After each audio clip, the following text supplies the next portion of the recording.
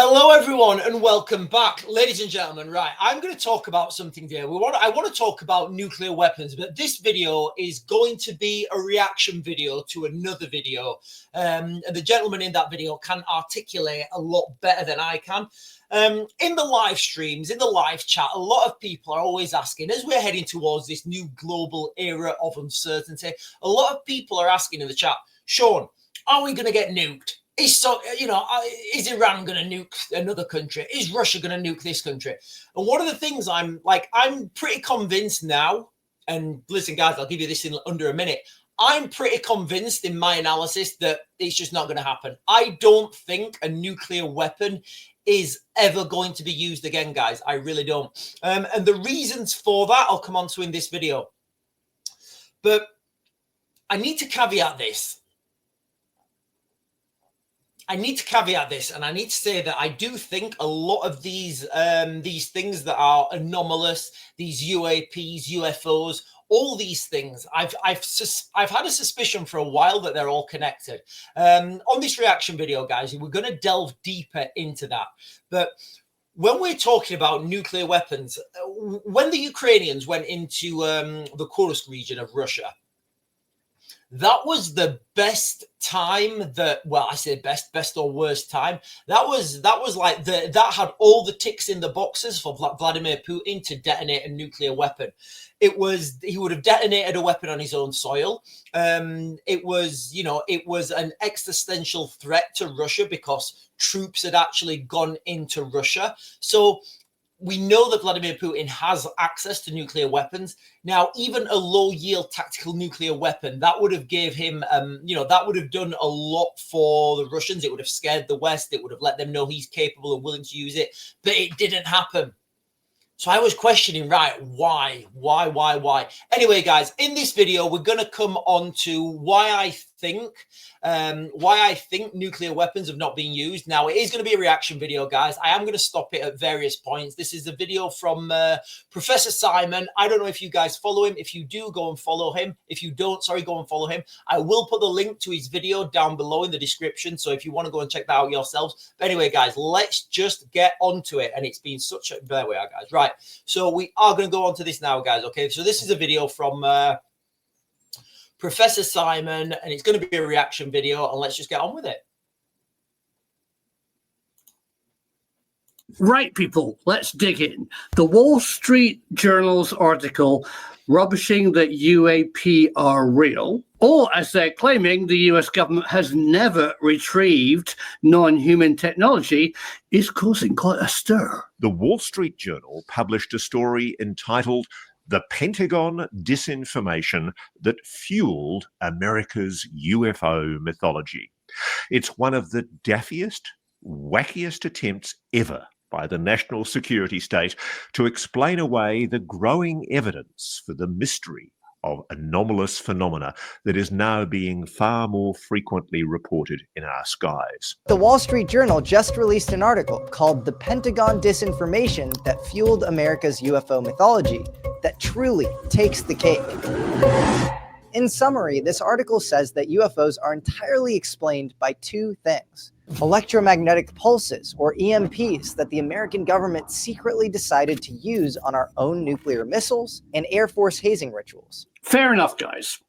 But in fact, the Wall Street Journal are actually making a good point. Because there is a military physics technology that has been kept secret by blaming it on UFOs. Okay, come here. This could be you. Oh, we've got the Busy ads. professional. I You've would earned money. You've got cash in the bank. But hang on, that's not the big picture, because that secret technology was not the cause of the shutdown of the Malmstrom ICBM missile silo. And read my lips before you start typing. UAP are a real phenomenon. Non-human intelligence exists and is present here on planet Earth.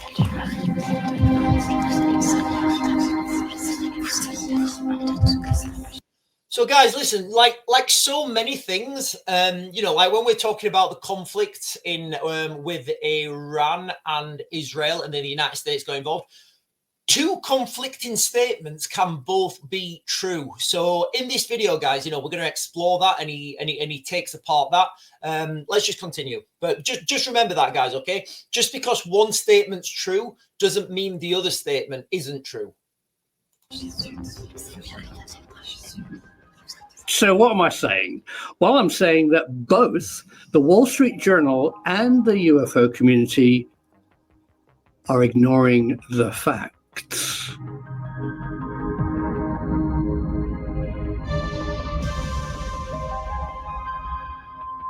Facts about UAP hiding in plain sight.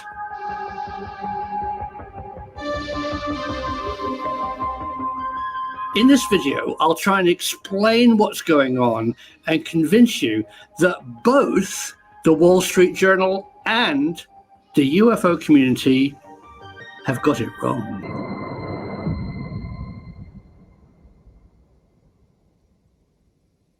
Okay, I hope I've got your attention, because for over 20 years I've been researching military physics.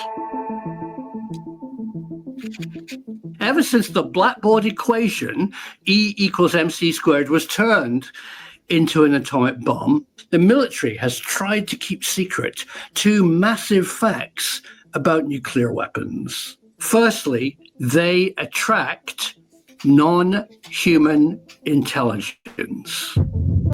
Right, guys, listen, this bit here, it's going to be difficult for a lot of people to comprehend, but just take it at face value, guys. All right, try and listen to this with an open mind and just think, okay, what if there is something that we don't understand? Just conceptualize that, guys, and just ask yourself that question. Do we think that there are things in the universe that humans don't understand yet? Just conceptual, ask yourself that question, and then you'll be able to watch the rest of this video with, I think, more of an open mind. And secondly, it's not the blast from an atomic bomb that kills you, it's the massive pulse of energy that is released that is the true killer. Atom bombs turn matter into energy, lots of energy, both ionizing destructive wavelengths and non-ionizing frequencies. It's that burst of energy that kills all living creatures and fries all electronics. The blast from the expanding shockwave is only a terrible side effect of the pulse that has already killed you. And these weapons attract non-human intelligence, maybe a plasma energy-based life form that understands advanced physics, because they live in that realm. From the very first day of the Trinity test in New Mexico, aliens were present, witnessing us opening Pandora's box, unleashing energy like their life form. Ever since that day, we are being carefully watched. We are being observed. Nukes in all forms summon UAP. There are hundreds of reports of UAP over nuclear sites. Bomb tests, ICP. I've spoke about this, guys, on a few videos. I've spoke about these, where nuclear weapons are at sites, UAPs, UFOs are spotted over that site. The nuclear weapons are turned off, they're deactivated. That's quite easy to document. What's not as easy to document is when the military are doing test flights, testing their rocket systems and testing their nuclear capability. There's been reports, but it's very difficult to dig into it. There have been reports that UFOs or UAPs have been around those nuclear weapons and turned them off in flight. And now I can't confirm that with any open source intelligence. And the reality is that information will be a highly guarded secret. BM nuclear silos, physics labs, and even nuclear power stations. Non-human intelligence is attracted to those special places, probably because they exist in a high-energy state, a realm of plasma, of ionization, of energy. But we kept exploding nuclear bombs, testing the effects of these pulses as an energy weapon. This Starfish Prime test over the Pacific Ocean probably ended atmospheric tests. It exceeded its expectations, knocking out power grids in Hawaii. So atmospheric nuclear tests were banned. But that didn't dampen the desire to make a massive directed energy pulse weapon. The question after the atmospheric ban was there a way of making a non-nuclear EMP weapon? That's the link and the fact that the Wall Street Journal actually got correct. But in my humble opinion, that's only half the story. Sure, non-nuclear EMP weapons were being designed. Testing even probably occurred near the Maelstrom range. But every time we tested non-nuclear EMP, UAP turned up. They are observing us.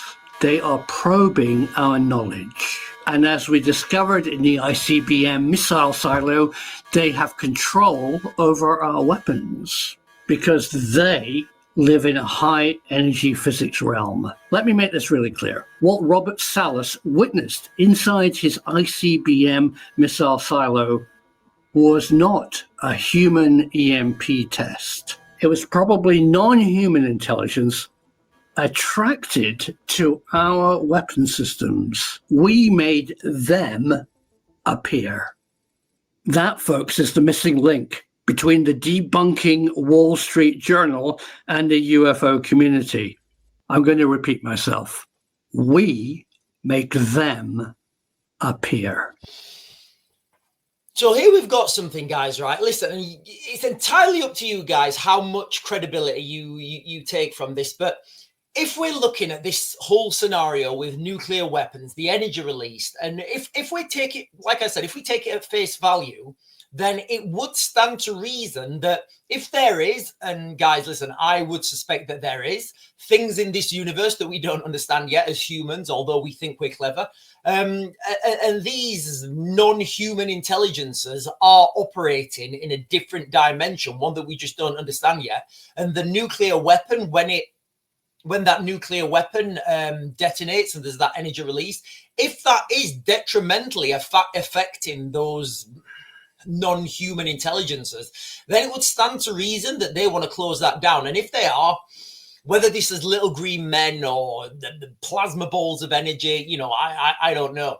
But if that is having a detrimental effect to those other entities in other realms, then you would expect them to not want that to happen. Hence, I'm not convinced nuclear weapons are going to be used. Property trading is instead of you purchasing the property, you give it to an investor. So with that grand statement, how does it work? Well, first off, what exactly is EMP? An electromagnetic pulse is a burst of electromagnetic radiation that can disrupt electronic devices and electronic signals. Think of it as a giant wave that can fry circuits and knock out power grids. When a nuclear bomb detonates, it not only releases an immense amount of energy in the form of heat and blast, but also generates a powerful EMP. This occurs due to gamma rays interacting with the atmosphere, which creates a cascade of charged particles, a vast amount of free radical electrons in the sky, desperately trying to get to the ground, trying to get earthed. There are three components of nuclear EMP. E1, a fast pulse that can disrupt electronics. E2, similar to lighting, and that affects power lines. And E3, a slower pulse that can damage power grids over a wide area. Amazingly powerful weapons, but hang on. Nuclear EMP weapons have been banned. To address this challenge, scientists and military engineers turn to non-nuclear EMP devices. These devices can generate the same massive electromagnetic pulses. One common method involves a rapid discharge of energy from capacitors. This allows for a quick, focused pulse that can disable electronics at a distance without the massive destruction of a nuclear bomb. The implications of non-nuclear EMP technology are significant. Military applications include disabling enemy communications and weapon systems and wiping out power and communication grids. An ultimate weapon like that needed to be built and needed to be tested. Just imagine how powerful a non-nuclear EMP weapon would be to halt in their tracks any invasion of Western Europe by the Soviet Union. Imagine building a weapon that could fire an EMP pulse from Finland to France. A weapon large enough to win a war. That's what I think was built here. Cobra Mist. Guys, there's a lot of things on here. If you want to pause the video, and like these deserve videos themselves, guys, okay? But we'll go on to it, guys, all right? But just there's a lot of code words like Starfish Prime, Cobra Mist, you know, and these deserve videos themselves if you don't know what they're talking about. But guys, listen, there's a lot of stuff here that's kept secret, and I think the fact that a lot of military stuff is kept secret, then the stuff that's not military, that could be non-human intelligence, I think that gets churned up, and it's very difficult to identify what is actually what. But like I said, guys, I do think both statements sometimes can be true, even if they're conflicting. A non-nuclear EMP on Britain's east coast, pointing at the countries the Soviets might choose to invade Western Europe. So let's look at the proof that Cobra Mist was actually a non-nuclear EMP weapon. Well, to make it work, you have to have three things. Number one, just consider the sky. Just consider, guys, the scale of this project. Just consider how much this project has cost, guys. Okay, the cost, the scale, the size of what we're talking about here. A local, extraordinarily big power source. Number two, a capacitor bank, Marx generators to actually produce the pulse. And number three, a specially designed antenna system that can transmit and steer the pulse to their target. Folks, Cobra Mist had all three. Okay, I've talked enough.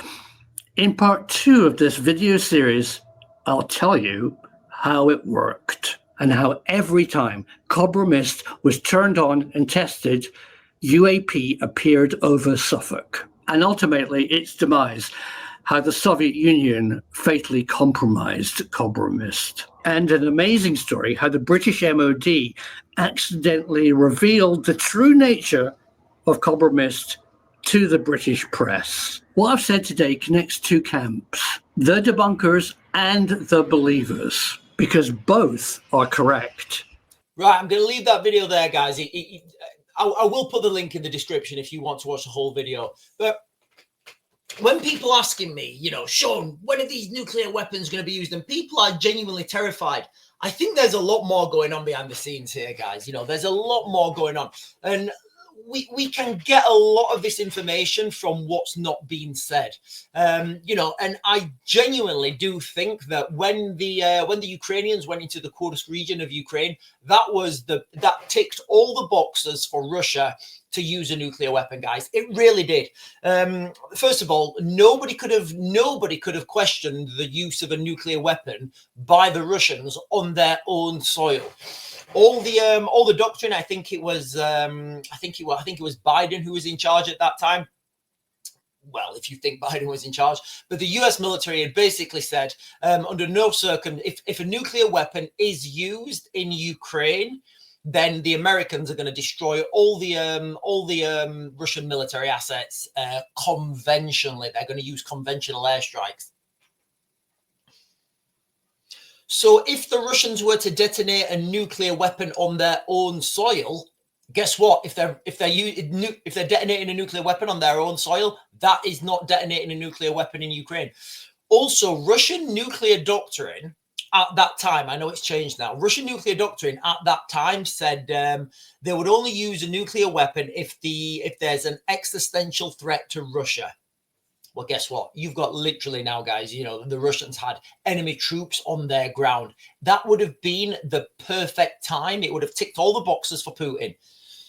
It didn't happen. So I was left scratching my head. And I think there's a Sherlock Holmes quote or something. And he says, if you get rid of all the impossible answers, then whatever's left is is the answer, no matter how disturbing that is. But guys, listen, I'm going to leave that video there. If people are asking me when a nuclear weapon is going to be used, I'm not convinced they're going to be used ever again, because of what we've just seen. Basically, I don't think we're allowed to use them. Now, I know that's wild and I know that's far out, but anyway, guys, I guess that's why you're here. And if you've made it to the end of this video, please hit the buttons below, the like, subscribe, share my stuff on your socials, make sure you hit the bell notification, and that's it, guys. I'm going to back to grid. I'll get you guys another video later.